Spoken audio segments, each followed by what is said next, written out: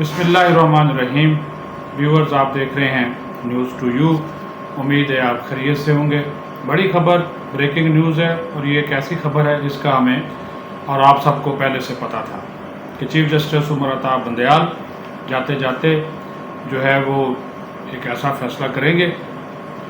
جس کے تحت جو نیب ترامیم ہیں سابق پی ڈی ایم حکومت کی، اس کو وہ ختم کریں گے، اور انہوں نے ختم کر دیا، اس کو کالعدم قرار دے دیا، اور تمام جو کیسز تھے وہ کھل گئے سابق سیاستدانوں کے خلاف یا موجودہ سیاستدانوں، سابق حکومتی عہدیداروں کے خلاف، سیاستدانوں کے خلاف، بیوروکریٹس کے خلاف. تقریباً کوئی 1809 سے زیادہ ریفرنسز، انکوائری، شکایات، کمپلینٹس، انویسٹیگیشن، وہ ساری کی ساری جو ہے وہ کھل گئی ہیں. اور عمر عطا بندیال صاحب جو ہیں اپنی مدت ملازمت کے آخری دن بھی عمران خان کو ریلیف دینے سے باز نہیں آئے، اور انہوں نے عمران خان کی جو نیب ترامیم کے خلاف درخواست کی اس کو قابل سماعت قرار دیا، اور 3 رکنی جو بینچ تھا اس نے فیصلہ 2-1 کی اکثریت سے سنایا، اور جسٹس منصور علی شاہ نے اس فیصلے سے اختلاف کیا، اور چیف جسٹس عمر عطا بندیال کی سربراہی میں 3 رکنی بینچ نے یہ فیصلہ جو تھا یہ 5 ستمبر کو محفوظ کیا تھا. اور بینچ کے دیگر 2 اراکین میں ان کے فیورٹ جسٹس اعجاز الاحسن شامل تھے، جبکہ آزاد اور قانونی اور آئینی ذہن رکھنے والے جو جج تھے جناب جسٹس منصور علی شاہ وہ بھی شامل تھے. جسٹس عمر عطا بندیال نے فیصلہ محفوظ کرنے کے بعد کہا تھا کہ وہ اس کیس کا مختصر اور سویٹ فیصلہ سنائیں گے. شارٹ اینڈ سویٹ کا لفظ استعمال کیا تھا. یہ شارٹ اینڈ سویٹ تو نہیں ہے، یہ البتہ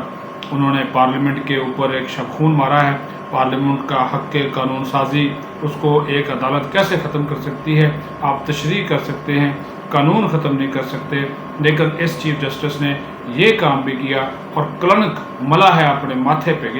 یہ جو فیصلہ ہے ان کے ماتھے پہ کلنک کا ٹیکہ ہے. یہ میں سیدھی بات کروں، آئین اور قانون کی بات کرنے والا یہ چیف جسٹس جاتے جاتے بھی اس نے بیڑا غرق کیا آئین اور قانون کا. صرف ایک شخص کو ریلیف دینے کے لیے اتنا بڑا اس نے یہ کام کر دیا، اور یہ کہا کہ نیب ترامیم کے حوالے سے جو ہے وہ ساری کی ساری چیزیں جو آئیں ان کے سامنے ہم نے دیکھی، بڑا اچھا فیصلہ لڑا، یہ لڑا وہ لڑا، وہ ساری آپ کی باتیں ٹھیک ہے، لیکن اب جان بوجھ کے اس ملک کے اندر ایک کیوس پیدا کیا، ایک بحران پیدا کر کے چلے گئے. ہو سکتا ہے کہ آنے والے جو معزز چیف جسٹس قاضی فائزی صاحب اس فیصلے کو ریویو کریں، اس فیصلے کو یا ریویو کی درخواست پی ڈی ایم کی حکومت ڈالے یا موجودہ حکومت ڈالے، کیونکہ نگران وزیر اعظم انوار الحق کاکڑ کا جو کیس ہے وہ بھی کھل گیا ہے. انہیں وائس آف بلوچستان کے نام سے جو تھا کوئی کانٹریکٹ لیا تھا، تو اس کے اوپر بھی ان کے خلاف ایک ریفرنس جو انکوائری بند کر دی گئی تھی، ریفرنس بند ہو گیا تھا، وہ ریفرنس بھی دوبارہ ان کے خلاف بھی کھل گیا ہے. آج جب ہم نے ان کے ساتھ میڈیا کا ان کا انٹریکشن ہوا تھا، ان سے یہ سوال کیا تھا کہ نیب ترامیم کو کالعدم قرار دے دیا ہے سپریم کورٹ نے، تو اس کے اوپر آپ کا کیا موقف ہے؟ تو انہوں نے یہ بات کہی تھی کہ اس فیصلے کو ہم دیکھ رہے ہیں، وزارت قانون سے انپٹ مانگی گئی ہے، جیسے ہی وزارت قانون کی رائے آئے گی اس کے بعد ہم اس کے اوپر اپنا موقف بیان کریں گے کہ آیا اس پر ہم نے جو ہے وہ جانا ہے، ریویو میں جانا ہے، نظر ثانی کی درخواست کرنی ہے سپریم کورٹ میں، یا جو ہے وہ نہیں کرنی ہے. تو اب تقریباً میں آپ کو بتا دوں کہ اس فیصلے کی وجہ سے 7 سابق وزراء اعظم، 1 سابق صدر جس میں آصف زرداری شامل ہیں، 14 سابق وزراء اعلیٰ، 78 سابق وزراء،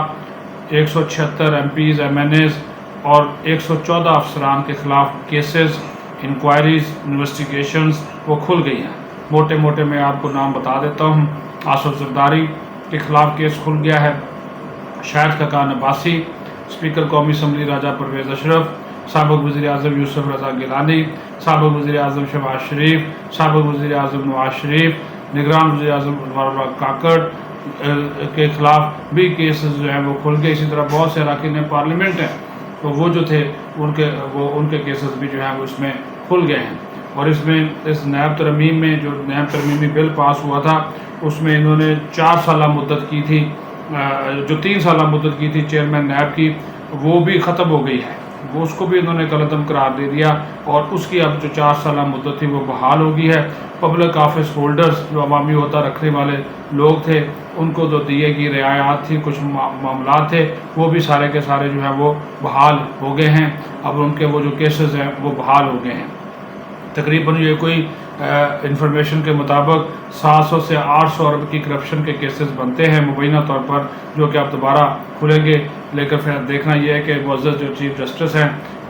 نئے نامزد چیف جسٹس قاضی فائز عیسیٰ صاحب، وہ اس کے اوپر جو ہے وہ کیا کوئی اپیل درخواست آنے پر یا کوئی فل کورٹ بناتے ہیں جو اس کا جو ہے وہ جائزہ لے، وہ اس چیز کو جو ہے وہ لازمی طور پر دیکھیں گے۔ اور دوسرا اس میں یہ بات بھی کہ 50 کروڑ سے کم کرپشن کے کیسز کا نیب جائزہ نہیں لے سکتی تھی نئے نیب قانون کے مطابق، وہ جو ہے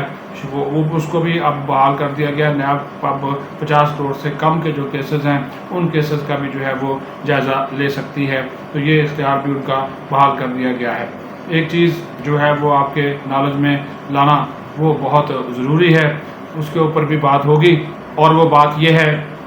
کہ دیکھیے میں نے شروع میں بھی کہا اور اب بھی کہتا ہوں، قانون ساز اداروں کا اختیار ہے، اس کے اوپر آپ قدغن نہیں لگا سکتے، اس کے اوپر آپ پابندی نہیں لگا سکتے۔ لیکن یہاں پہ انہوں نے جو قانون سازی کی اس کو آج نیب ترامیم، آج اس 3 رکنی بینچ نے، بلکہ 3 رکنی نہیں 2 رکنی بینچ نے اس کو جو ہے وہ آج فارغ کیا، کیونکہ تیسرے جج کا تو اختلاف ہے، جسٹس منصور علی شاہ نے اختلاف کیا ہے، تو انہوں نے تو اس کے اوپر کوئی نہیں کہا۔ لیکن بات یہ ہے کہ جب یہ فیصلہ آیا، جن لوگوں نے یہ فیصلہ کیا ان کے اوپر پہلے سے ہی انگلیاں اٹھ رہی تھیں، ان کے اوپر پہلے ہی جانبداری کے الزامات ہیں، ان کے خلاف ریفرنسز ہیں، اسی عمر عطا بندیال کے خلاف، اسی جسٹس اعجاز الاحسن کے خلاف سپریم جوڈیشل کونسل میں ریفرنس پڑے ہوئے ہیں۔ ان کی ساسو ماں کا جو کردار تھا وہ سارے کا سارا سامنے آپ کے، کہ وہ کن کے احکامات ماننے تھے، اور کوئی ایسا انہوں نے لمحہ اور وقت اور کوئی ایسا موقع ہاتھ سے نہیں جانے دیا جس میں انہوں نے جو اٹک جیل کا قیدی ہے اس کو ریلیف نہ دیا عمران خان نیازی کو، اس میں بھی انہوں نے یہی کیا۔ تو پھر ایسا کرے، پارلیمنٹ کو تالے لگائے، اس کے اراکین تو ویسے ہی فارغ ہے، پارلیمنٹ آدھی تو ویسے فارغ ہو چکی، صرف سینٹ باقی ہے۔ اگر وہ قانون نہیں بنا سکتے، اور یہ وہ قانون جس کے اوپر صدر مملکت کے دستخط ہے، ٹھیک ہے، وہ لاگو ہو چکا، آپ کوئی شک بات کر دیں، پارلیمنٹ کو واپس بھیج دیں، لیکن آپ نے کالعدم قرار دے دیا، قانون ہی کالعدم قرار دے دیا، تو پھر اس پارلیمنٹ کو تالا لگائے، جو کرنا ہے پھر سپریم کورٹ کرتی پھر آنے والے وقتوں کے لیے۔ سپریم کورٹ کی جو پاکستان کی سب سے بڑی وکلاء کی تنظیم ہے، پاکستان بار کونسل، اس کا دیکھیں انہوں نے کیا کہا اس چیف جسٹس کے بارے میں، جو ان کے وائس چیئرمین ہیں ان کا وہ خطاب ہارون صاحب کا دیکھ لیں، ہارون رشید صاحب، وہ آپ سامنے ہیں، کتنے انہوں نے ان کے اوپر جو ہے وہ الزامات لگائے ہیں، کتنا انہوں نے ان کا کچا چٹھا جو ہے وہ کھولا ہے، لیکن کوئی نہ شرم ہے نہ حیا ہے، کیا بات کرے اس کے اوپر۔ تو پھر جب پارلیمنٹ جس کا کام قانون سازی کرنا ہے، اس کا کام آئین میں ترامیم لانا ہے، اس کو آپ اس کے حق سے محروم کر دیں۔ یہ تو ایسے ہی ہے کہ سپریم کورٹ کو کہا جائے کہ ہم آپ کا فیصلہ نہیں مانتے، یہ تو ایسے فیصلے کر رہے ہیں، جانبداری پر مبنی فیصلے کر رہے ہیں، تو ان فیصلوں کے اوپر نظر ثانی بھی کی اپیل بھی جائے گی، اور کہا یہ جا رہا ہے انفارمیشن کے مطابق کہ ہو سکتا ہے کہ اس کے اوپر جو نئے چیف جسٹس ہیں وہ فل کورٹ بھی بنائیں تاکہ وہ اس کو سنیں، یہ یکدم۔ اور پھر جسٹس منصور علی شاہ کا جو اختلافی نوٹ ہے اس میں بہت سے ایسے نکات ہیں جس میں وزن ہے،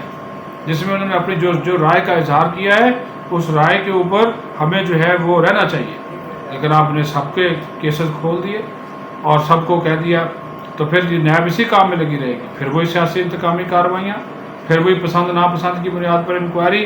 تو پھر یہ کام شروع ہو جائے گا۔ تو پارلیمنٹ، عدلیہ، انتظامیہ اور جو دیگر ادارے ہیں، ہر ایک کا ایک ڈیو رول ہے آئین اور قانون میں، لیکن اس چیف جسٹس صاحب نے اس رول کو بھی اپنا رول بنا لیا، یعنی کہ سپریم کورٹ سب کچھ ہے، باقی سارے ادارے فارغ ہیں، پارلیمنٹ بالادست ہے، لیکن اس نے سپریم کورٹ کو ہمیشہ بالادست اپنی ذات کے لیے، مخصوص مفادات کے لیے اس ادارے کو استعمال کیا گیا اور کیا۔ اسی وجہ سے جس عزت اور احترام کا یہ مستحق تھے وہ تو ان کو نہیں ملی۔ لوگ جس طرح کے کلمات سے عمر عطا بندیال کو یاد رکھ رہے ہیں، یہ تاریخ میں ایک سیاہ دھبے کے طور پر یاد رکھے جائیں گے، یہ ایک ایسے چیف جسٹس کے طور پر یاد رکھے جائیں گے جو کہ انتہائی متنازع چیف جسٹس ہیں، اور ان کا جو کردار ہے آپ یہ دیکھ لیں، جنہوں نے اپنی ذات کے لیے اس ادارے کو استعمال کیا، اپنی ساس کے لیے اس ادارے کو استعمال کیا اور ایک شخص کو ایک سیاسی فائدہ دینے کے لیے استعمال کیا،